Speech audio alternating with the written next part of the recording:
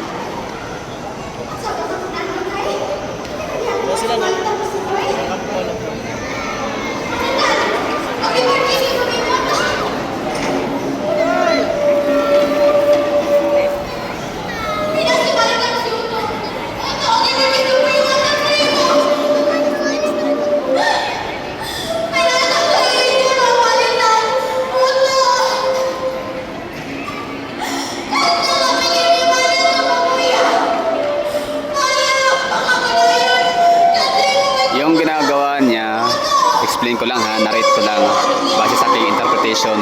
Kasi parang ibang salita nila. Pero base sa action, ano siya? Parang nalungkot siya na yung mga katutubo, mga katribon niya ay hindi na parang ano high-tech na ganyan. Sige mamaya.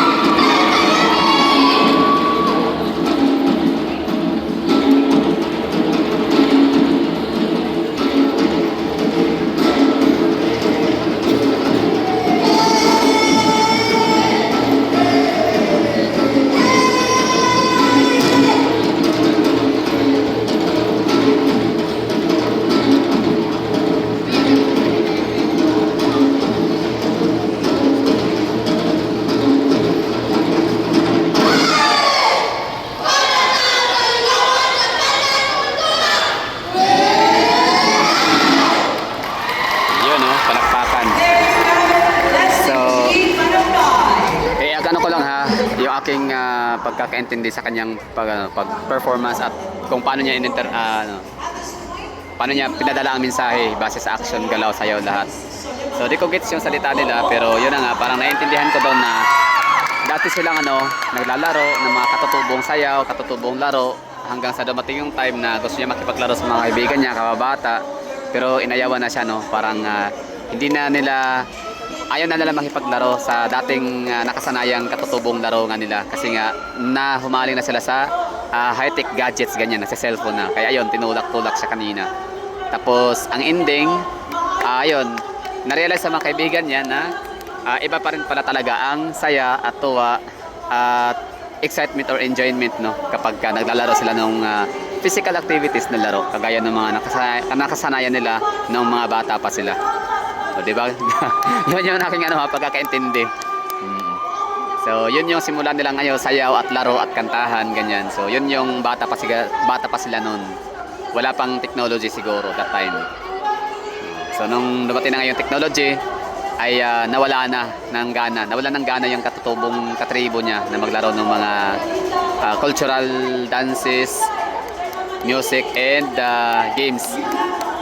So, yun ang kanyang parang i-advocate na kapag manalo siya sa Hiyas ng Kadayawan 2026, ang kanyang ipopromote ay yung ipagpatuloy ang nakasanayan ng kailang kultura